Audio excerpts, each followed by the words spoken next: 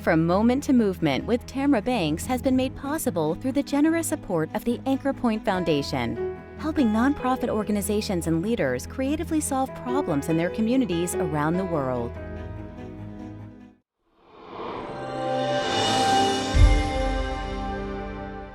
Racism is steeped into the very core of this country. And now, in 2020, Black voices are tired of being ignored, muffled, and killed. Millions of Americans are demonstrating, protesting to make their voices heard, especially Black Americans. A movement has to arise from the ashes of the moment. From Moment to Movement is a series of one-on-one truth-telling conversations with the Black community, aimed at working towards addressing police brutality and changing systemic racism.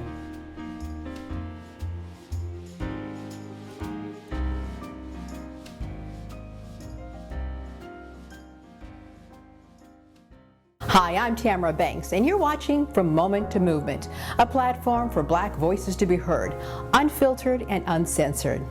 In every episode, we aim to provide a platform for a variety of Black voices, not just those who we see in the headlines regularly. Protests and rallies, even violent ones, are nothing new to America, but something different is happening now. This moment is evolving into a movement. From Moment to Movement will provide information about resources for white community members who want to be allies.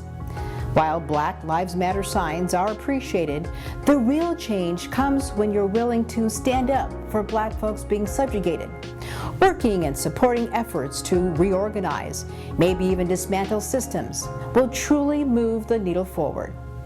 In this show, we'll hear from people who will share their dehumanizing experiences, passionate, authentic feelings, and real-life stories.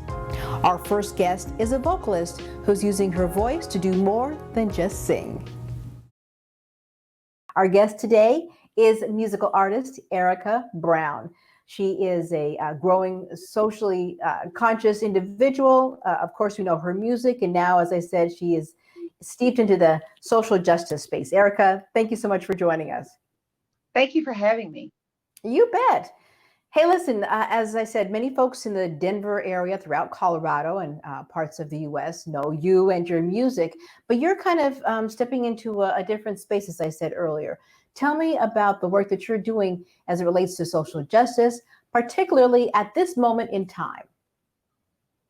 It's been really quite a journey, and it was one that I wasn't prepared for as much response as I've received. And by and large, the response has been amazing. Like everyone else, I've had to watch, listen, and feel all the anger, pain, and frustration that Black people are going through at this particular moment in time. So with that happening, I realized that, being a musician, it can't just always be about what feels good. A lot of what's going on right now is uncomfortable, it's painful, it's emotionally painful for all of us in one fashion or another. But that doesn't give me the license to be able to sit on the sidelines and stay in my safe little bubble and go, oh, gee, it's all right. It'll be all right. Let someone else do it. I can't do that anymore. So I'm using my voice and the platform that I have to speak up and speak out. So share with us what are some of those things that you're doing to speak up and show out. And that's what I say my mother would use. Girl, you showing out. I have been using primarily actually Facebook to talk about the different things that I think are happening right now and the things that I think are not happening right now, and where everyone can be of more use in bringing justice, equality, and fairness to all of us. We cannot all just sit around and go, oh, it's okay, it'll be all right. As soon as this little tempest in a teapot is over, we'll go back to the way we used to be. We will never, ever go back to the way we used to be.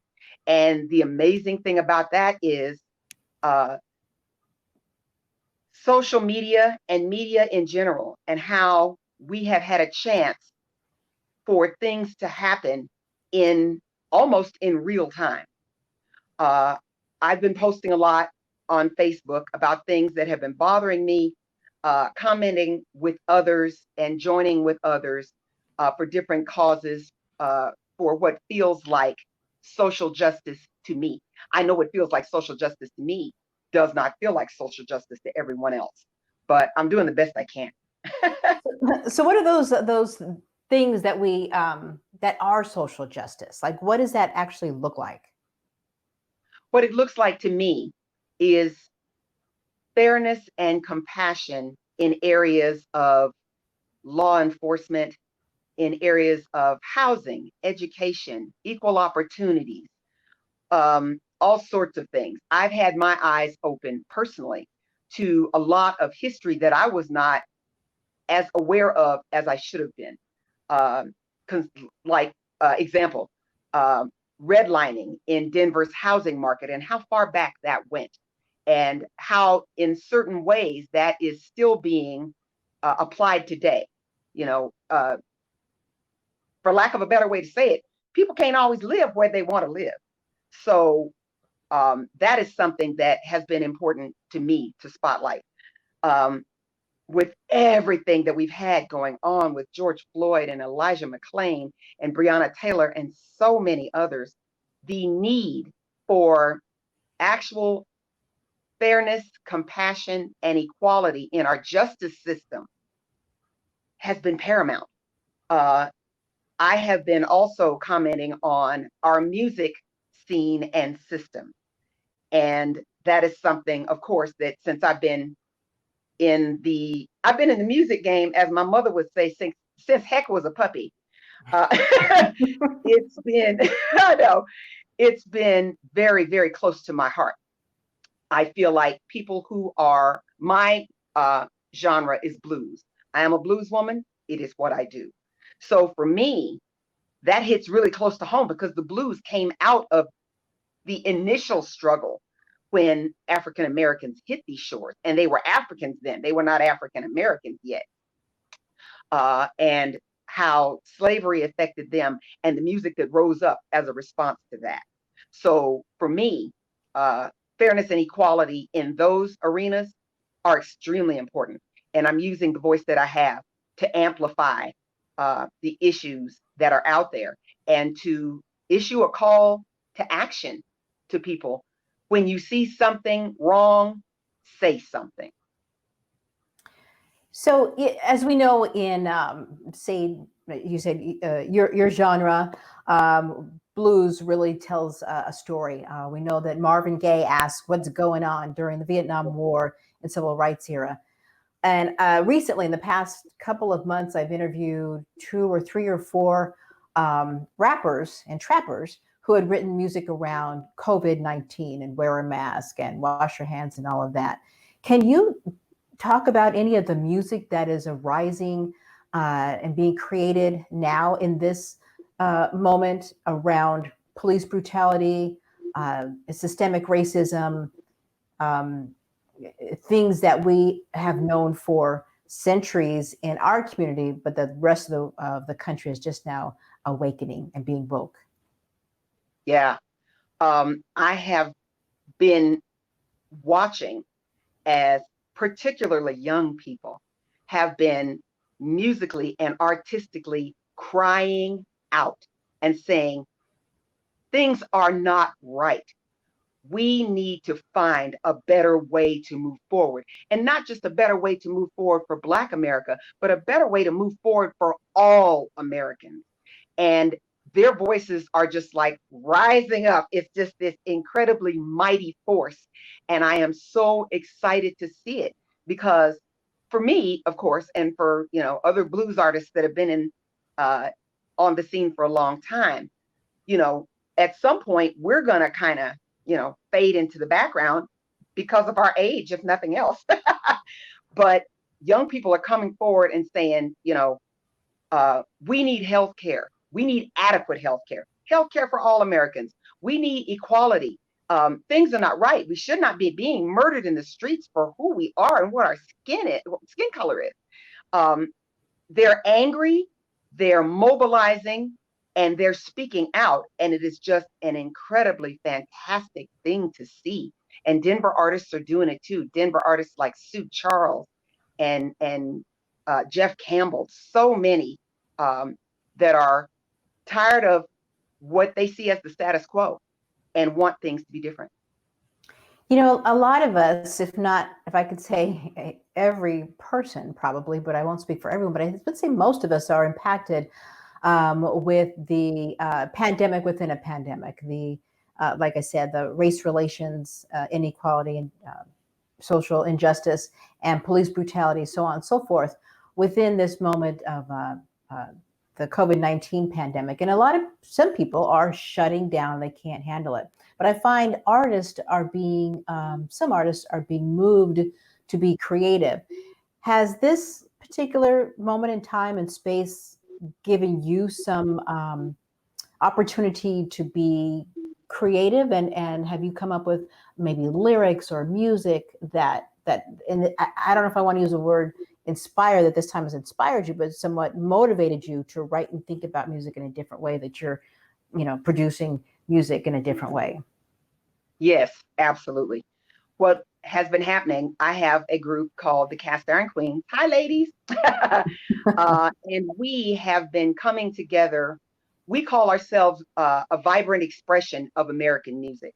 We are not necessarily pigeonholing ourselves to any one genre at this point in time, because there is so much to be talked about and sung about and experienced out there. I have a song that I'm currently actually writing called "If Never Again Was the Last Time, It'd Be Too Soon for Me." And I know, right? And that kind of encapsulates so many things that are going on right now. I mean, like, you can literally pick a thing, whether it's COVID-19 or whether it's racial injustice and inequality, whether it's police brutality. If never again was the last time for all of this, I think everybody would be so much better for it. And it's making artists in particular, I think, so much more fruitful in their output and how they're thinking about how they want to affect how their art goes out there and what it is that they're trying to say and the message that they're trying to get across. And we're trying to do the same thing. So there's thoughts going around in my head all the time. It's almost like my pencil can't keep up with my mind.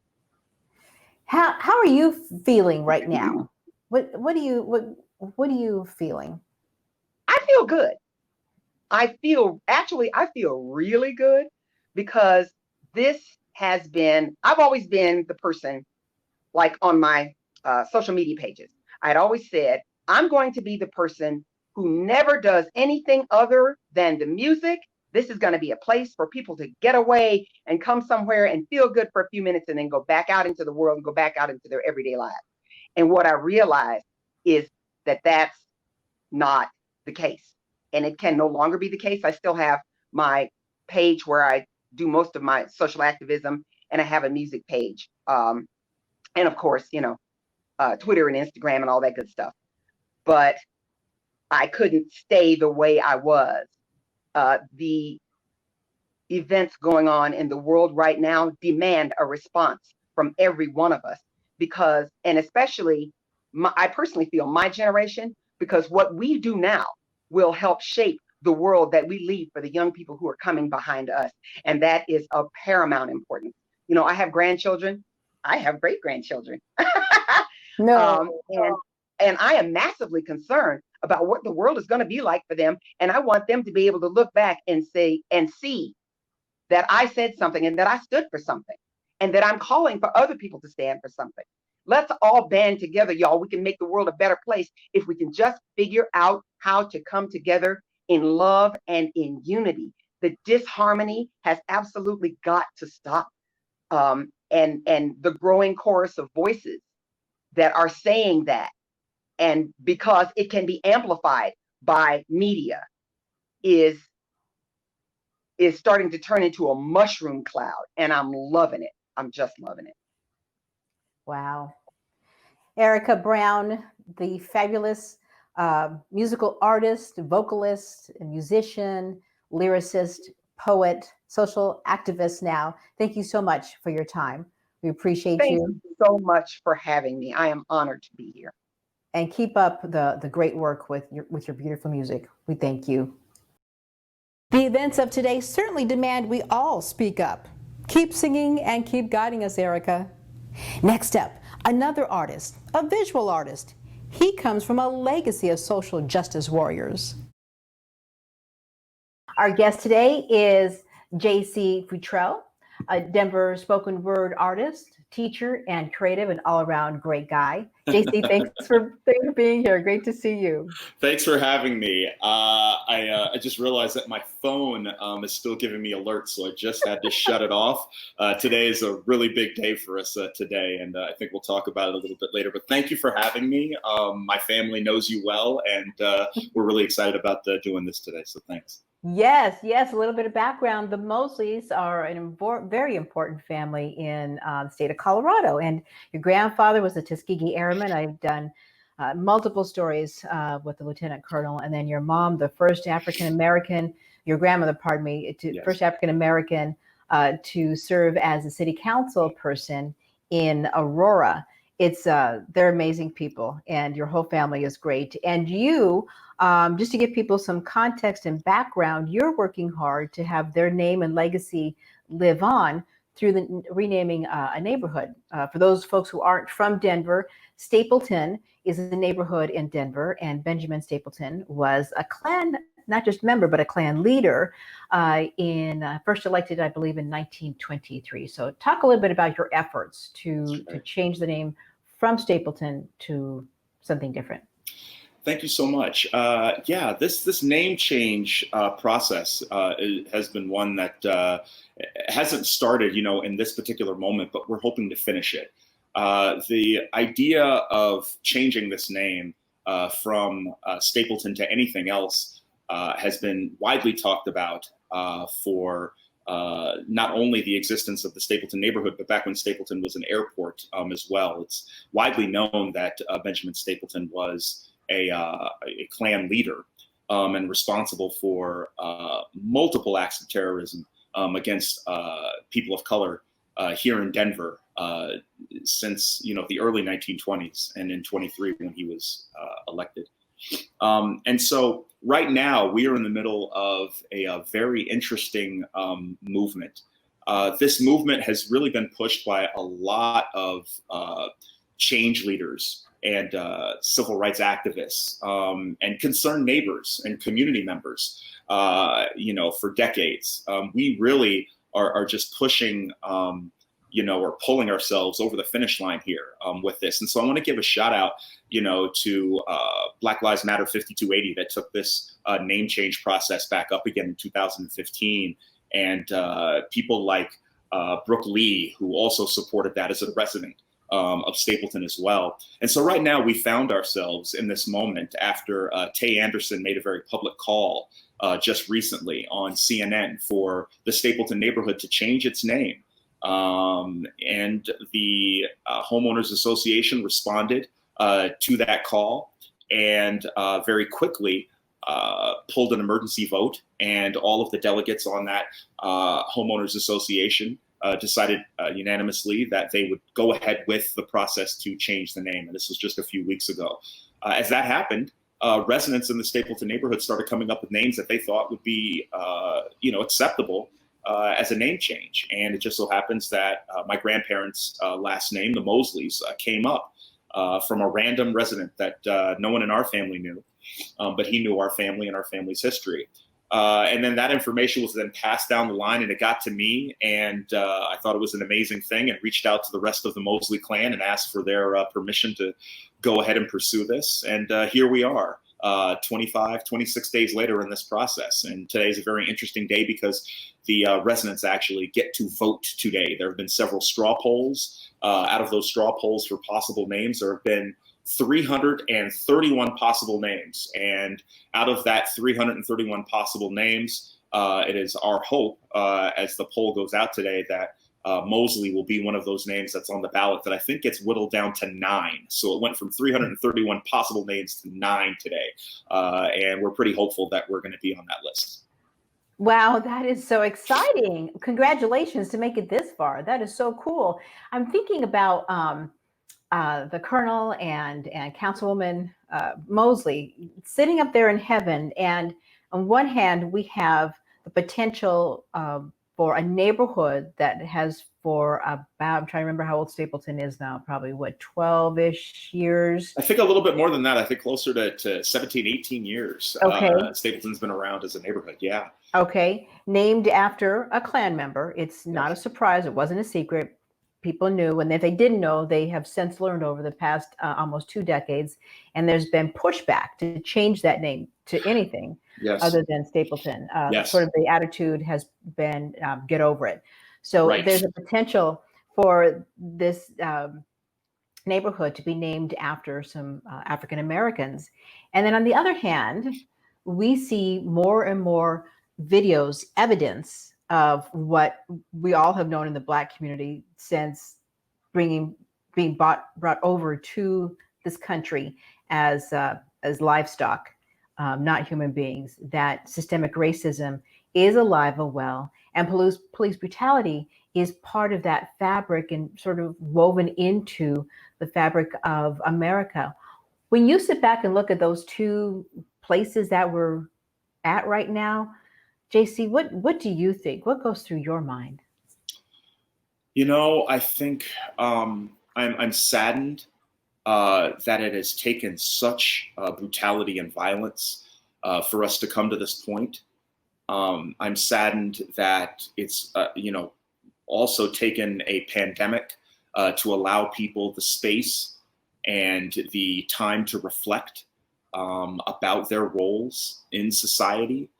For us to be able to even come to this moment. I think that there have been a lot of factors that have come in. I think the fatigue of so much cultural discord, not just back with the last 4 years, but we can even say the last 12 because of this counterculture push against equality, against equity, against fairness.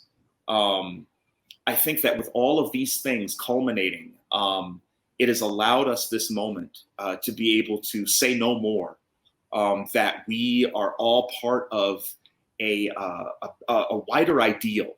And when we're looking at documents like the Declaration of Independence and the U.S. Constitution, that we're not written for people that look like you and I, but we've always believed that there was a possibility that one day that those things could apply to us. And I think that this moment right now is a moment where we do not have the luxury of letting up off the gas, that we have been given an opportunity here to demand the very basic things, not even the things that we need in order to become fully functional and productive members of this society that have the same rights and privileges as those that claim it as their legacy. But just to stop killing us, just to give us the basic dignity of being neighbors and equals, I think is the bare minimum. And if we can't get that in this moment, then we won't ever be able to get it. And you use the term moment, which is the whole purpose of this show, is to take this moment into a movement. And whether those feelings of and actions of racism are the name of a neighborhood or being harassed and potentially beaten, if not killed by police because of the color of your skin, it's all the same. It's all on the same scale, right? I mean, there's no, well, that, at least you just got stopped. You didn't get, I mean, it's still these microaggressions walking into a neighborhood or a school that's named after a Klan member. A Klan member. Mm-hmm. Indeed. And it's interesting that you bring that up. I just had a post the other day after having these conversations with, my white brothers and sisters, my Black and brown brothers and sisters, my indigenous brothers and sisters over the course of the last few weeks here about this symbolism work. The term microaggression has come up, and I really believe that, microaggression is a term of privilege, that to us is just aggression. right? If you as a young person have to walk into a building, with a Confederate flag, hanging over it, that is a very aggressive thing. And you were reminded of that every day. If we're people of color and we're getting, stopped and harassed out in public, the police being called on us for living while black, that is an aggressive move. There's nothing micro about that to us. I just took my family to Yellowstone National Park, and we had an amazing time, but leaving, we stopped at the gas station to get gas, and a white guy got out of his car and told me to move my car along because I wasn't moving fast enough for him. Wow. And his family. He didn't do that to any other people that were standing around. He just saw an opportunity to come in and maybe do some bullying, and it didn't work.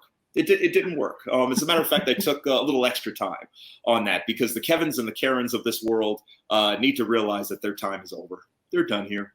We've moved on. And so this work that we're doing, this symbolism work, we understand that it is just a first step towards many steps that we will need in order to gain some equality and some recognition here in this country that we are so deserving of. And I believe that this symbolism work is really simple.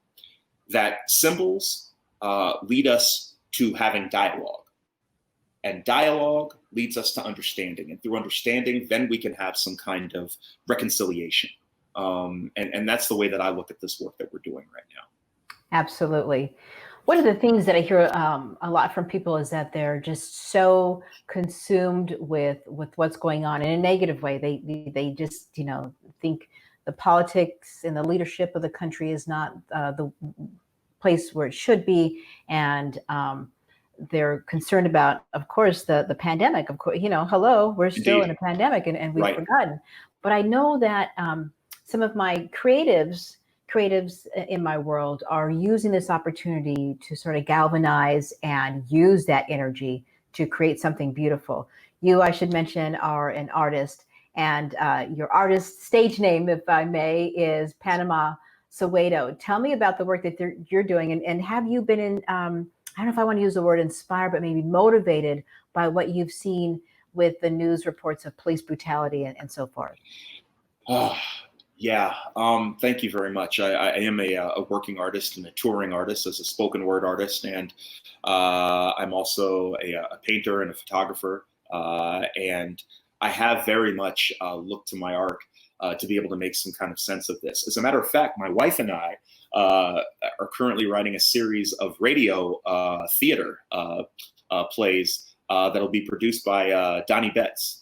Right here in Denver. And a lot of these stories are based off of our family stories at the same time. So the Mosleys will be living on through radio theater here pretty soon through Destination Freedom. So you might want to look out for that. Our first play is called Give Me Liberty, A Freeman's Tale.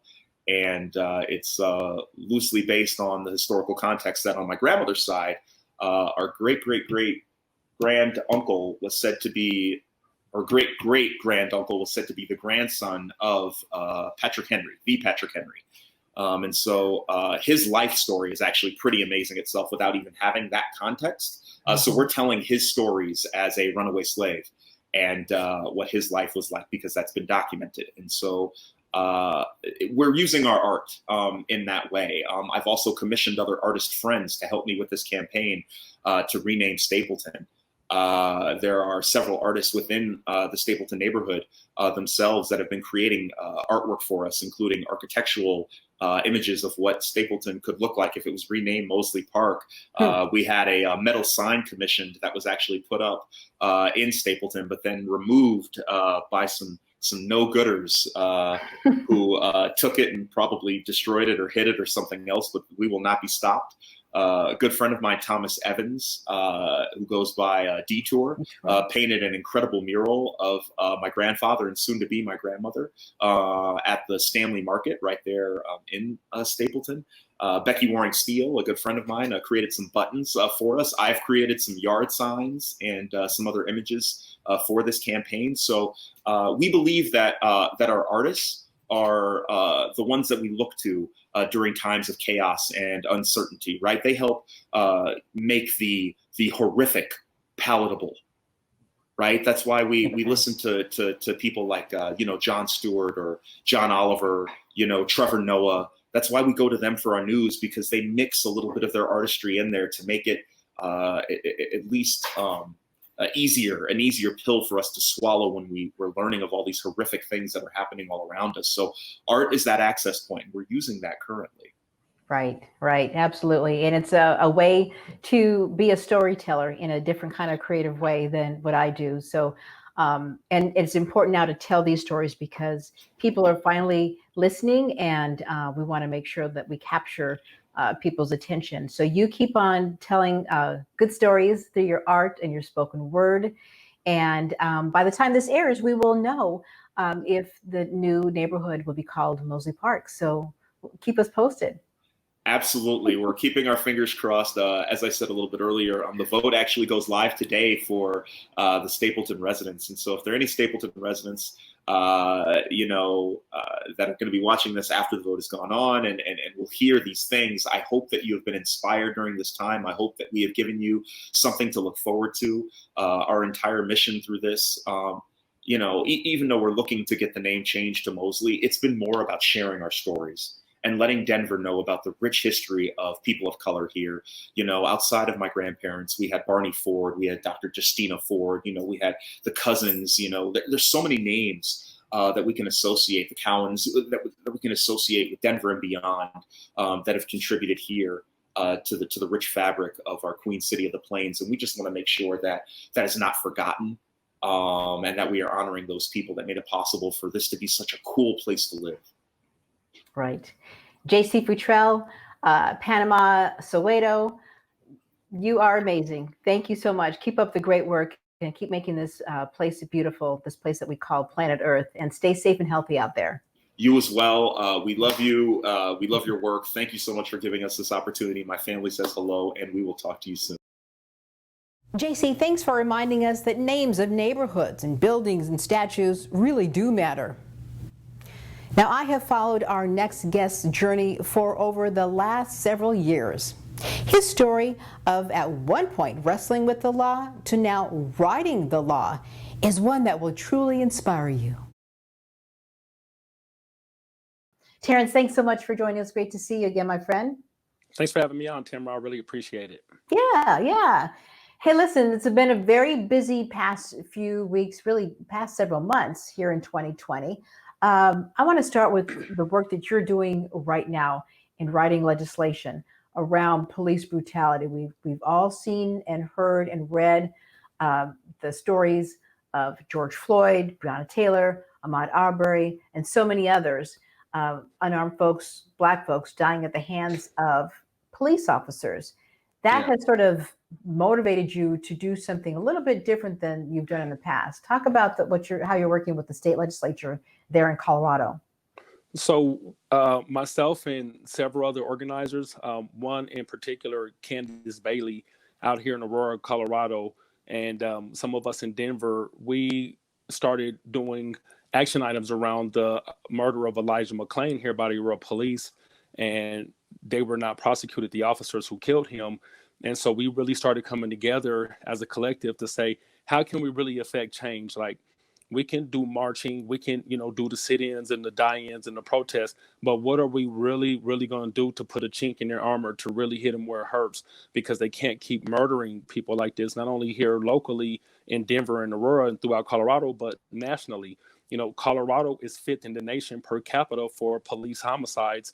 And, since 2014, we've had over 300 police shootings here in Colorado, and over 200 of them have been fatal. And a lot of the people who survived the shootings were maimed. And a lot of those shootings were not justified or legal, but only two of them have been deemed unlawful. So we have a huge problem with that locally. When the murder of Elijah McClain happened, we started working on legislation where we wanted to outlaw the chokehold. We want police to be held accountable if they sit there and watch their partner breaking the law, like hurting, raping, maiming someone. You are a police officer. You need to police your partner. So, we put in the legislation that a police officer is held accountable for what their partner does if they sit there and watch the police hurt someone or murder someone.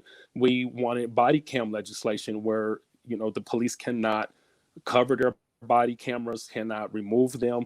If you look at the footage of what happened to Elijah McClain while they're torturing him, you can hear him begging for his life in the background.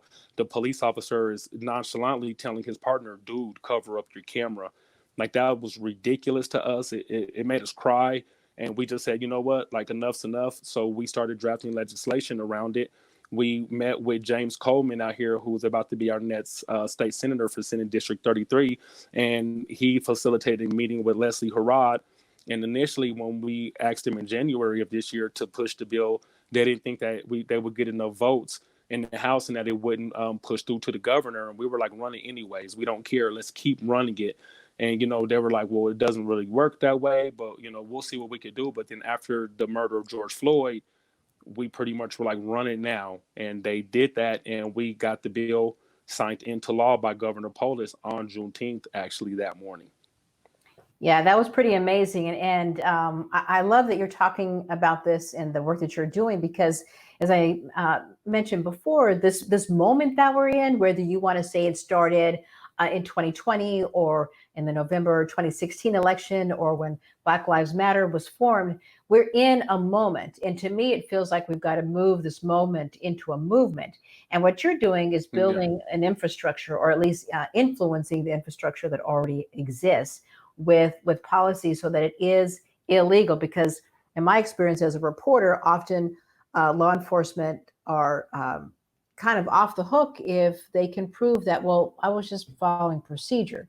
So you're working on efforts to change those procedures so that people can't just be killed for going to the store and having a mask on because it's what is a smart thing to do during a pandemic, and having the cops calling you saying you're looking suspicious.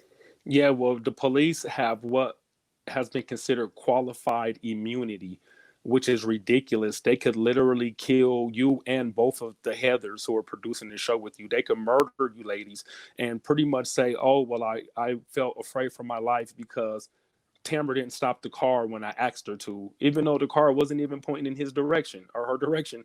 They could shoot you up in your car, murder you, and not get prosecuted. So Colorado was the first state. Like I always say, we do it here first. We are the most progressive state to me.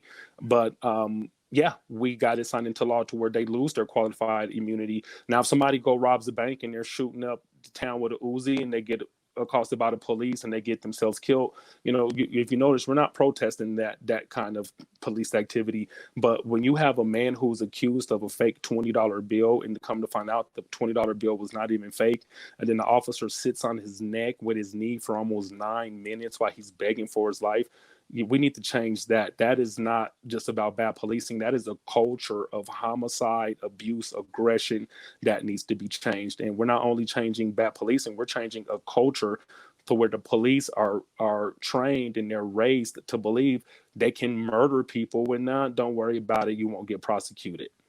So yeah, qualified immunity in this state is out. That's going to help even police officers do better policing. If you have to defend your life and defend the life of the community, that's one thing. But murdering someone or slapping someone or choking someone because you have a bad day or because they gave you a smart aleck remark, that's not okay. That's abuse, the same type of abuse that we're asking them to police. They're inflicting on their own community because they can. And we're changing that. We have changed that. It's already done. It's a law now. Are you hearing from other community activists and policymakers and politicians from other states that are interested in sort of taking your work and implementing it in their states across the country? Yes, there's also a federal law that's guided off of what we've already implemented here and put into law in Colorado. But I have a Zoom tomorrow with some organizers in North Carolina, in the Raleigh-Durham area, Chapel Hills, all around there, and they are doing amazing work, and they are really dealing with not only systemic racism there, but in Colorado, we don't really have people riding around in pickup trucks with Confederate flags, and there they do. Racism there, it's a tradition. It is part of their culture. Confederate flags are everywhere. You have racist people who have their own rallies. They get into people's faces about the racism. So the work they're doing there, they are, behind where we're able to get things done in the legislature, because it's a little slower there. It's a little bit more progressive here because it's so conservative there. But they are picking up steam there. And I'm actually having a conference with them tomorrow about some of the work we're doing here, how to write the legislation, how to connect with a lawmaker who can present the bill, how to get it on the governor's desk. These are the things that we're doing here, and also our style of protesting. We, and this is a cheap plug, but I got to say it's the Frontline Party for Revolutionary Action. That's the party that we're under. We're not religious, we're not political, but we are on the front lines. And as well as writing legislation, we are doing action items. We are showing up to police stations, surrounding them. We are crashing city council meetings. We are, showing up at places where lawmakers are. We're being an agitator. We are agitating things. We are disrupting things, and it's forcing them to do what we're asking them. No one's doing anything violent, but we are showing up and we are disrupting them, and we are costing them money to make sure that they do what we want them to do, or we're going to keep showing up until we get justice. This really reminds me of a lot of the work that the civil rights leaders did in the 60s and really up into the 70s, including and especially Dr. King, where you're talking about dismantling, not necessarily defunding. That's been taken out of context, but what you're saying is dismantling the systems so that people can't hide behind a law or policy and say, well, that's what we've always done, so we've been able to get away with it. Yeah. I'm glad to hear that other states are looking to you to sort of make this change, because at least in my thought, you can only work so much within a system to create change. Sometimes you have to attack the system in different ways to make it actually change for the better.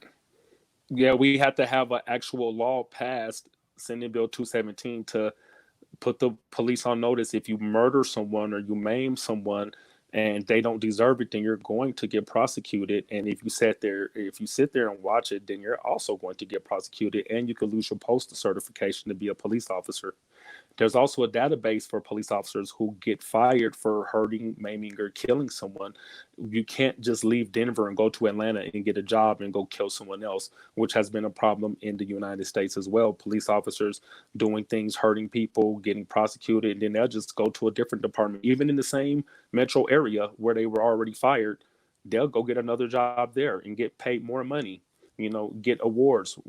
When you murder somebody, you should not get an award. You should get prosecuted, even if you're a police officer.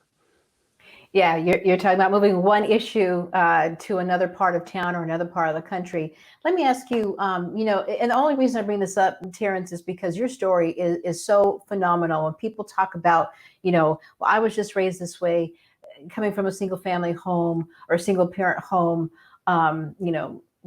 drugs in the home or growing up poor. This is just the way I am. But you are not defined by your past. And if you can allow me to sort of paint sort of the foundation of what I understand your story to be, and for you to build upon it, it's that coming from single parent home, drugs in the home, then you as a young man, a young boy, are exposed to gang activity. You step into that space, become a gang member, then you turn your life around and you become this anti-gang, anti-violence leader and found your own foundation. Yeah. So tell us just briefly about Prodigal Son. Yeah, and that was really the start of Prodigal Son, because I am from Park Hill, Denver, Northeast Denver. And, in the late 80s, mid 80s to early 90s, when everyone in the country was joining gangs, NWA came out, popular rappers like DJ Quik. That was what young Black and brown men and women were doing at the time. The gang phenomenon, it was a movement, and that comes from the crack cocaine that was pushed into our communities. If you look up the Iran-Contra scandal, and see how they had Freeway Ricky Ross push tons and tons and tons of cocaine through the African-American community in South Central Los Angeles. A lot of that cocaine went as far as Denver and Atlanta, Miami, New York City, and at the same time it was happening coming out of Miami with people like Griselda Blanco. All of these things help blend to why young African American and Native and Latino Americans, even poor white kids too, join these street gangs. And these street gangs even were ran by people who work for the police. I was gunned down in the summer of violence of 1993. I was shot in my back. I was partially paralyzed. I had physical therapy. That, instead of that getting me out of the gangs, that made me even more angrier, and I was more traumatized as a youth. And I got involved with the violence, drug dealing, all of those things.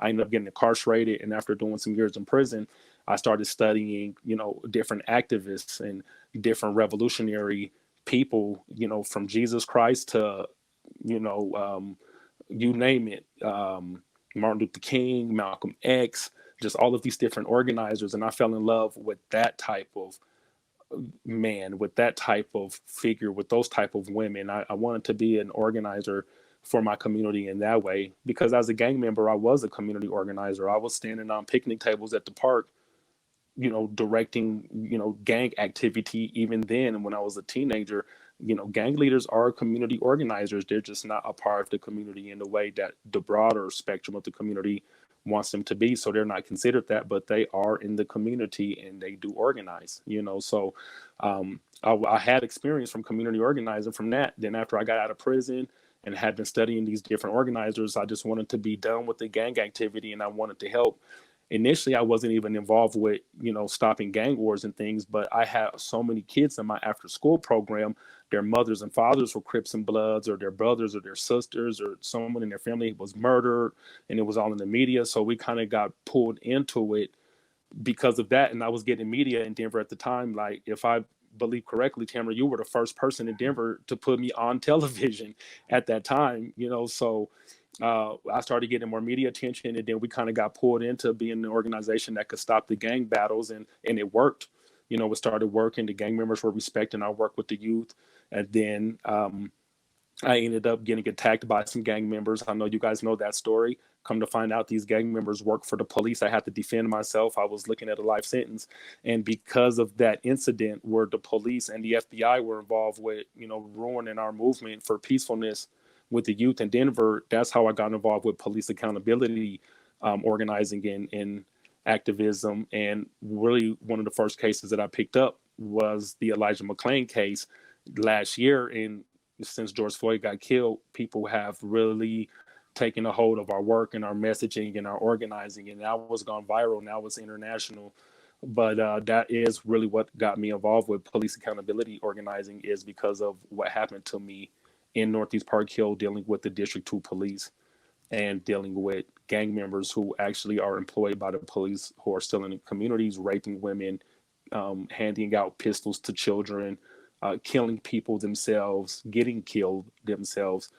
And because of that, it's led us to here. Well, and I think you raise a point that a lot of people, particularly in the white community, won't understand, is that, well, just get out of the neighborhood, just leave the gang life. Well, but if you're trying to help that life, or that's where you live, it's so easy to be pulled in. Even if you move to a different part of town, it's so easy to be pulled in. As you mentioned, you're protecting your place, your nonprofit there, and then you have problems with not only the gang members but the police officers. As we wrap up here, Terrance, I want to ask you, the purpose of this show is to elevate and amplify Black voices that have typically been ignored at best. What is something you want the mainstream media, the mainstream society, the white society, to understand or to know that you've not been able to say before, or that you want to reiterate? I think we're saying it now, and I'm going to reiterate what not only myself, but a lot of organizers are saying. What right now is the time for people to realize that even though I'm not a part of the organization, Black Lives Matter, but Black lives do matter. All Black lives matter. So right now we are experiencing what we consider to be a genocide on Black men, on Black women, school to prison pipeline, mass incarceration of our people. Racism, blatant racism that is being caught on camera, and people still are not being prosecuted for that. Redlining with real estate, All of these things really happened to us. You know, Jim Crow laws, lynchings. These things are factual, they're actual. Black people make up 1 out of every 10 people in this country. We make up 13% of the population. It doesn't even make sense that someone would even be thinking about us enough to even want to hurt us or lynch us. We make up 1 out of every 10 people. For every 1 black man in the United States, there are 6 white men. It's not even a race war. It's bullying behavior, it's coward behavior, it's patriarchy, because women are also fighting for their rights right now for equal pay. You know, we talk about intersectionality. The intersectionality is in between oppression right now, okay? A lot of different groups are finding their commonality in the oppression that we've all been fighting. And now we have an ear listening to us. Now we have a mic. The time is right now. And we're going to get every concession that we're asking for, or we're going to keep disrupting, and we're going to keep making it uncomfortable for everybody. If we all can't have a fair shake at the American dream, then we feel nobody should have a fair shake at the American dream. And that's just where we're at with it. So God bless America. Compton is America. Chicago's America. Denver's America. Atlanta's America. We're not against America. We're against the principles that America stands on and was built on, which was rape, murder, and genocide, and it's still continuing to this day. So, you know, America needs to get its act together, or this is what we're going to do until it does. Terrance Roberts, community activist, thank you so much for the work that you're doing in the world. You're making a huge impact, and I appreciate you being on the show From Moment to Movement. You stay safe and healthy out there, my friend. Thank you, Tamara. Thank you to PBS for all the work PBS has done since I can remember as a child. So I'm appreciating this moment right now. Thank you. It's great to see someone who has stayed true to himself, evolve and grow. Now, Americans can no longer ignore the racial inequity in this country.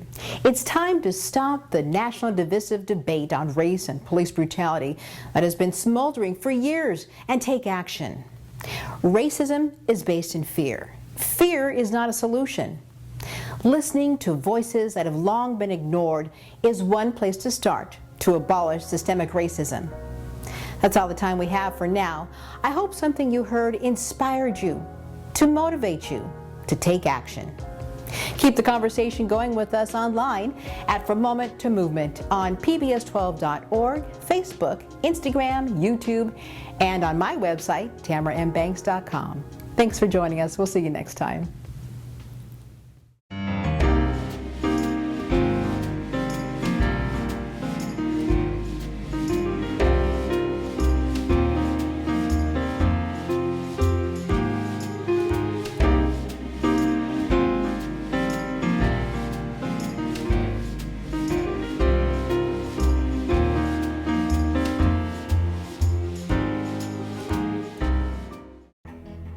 From Moment to Movement with Tamara Banks has been made possible through the generous support of the Anchor Point Foundation, helping nonprofit organizations and leaders creatively solve problems in their communities around the world.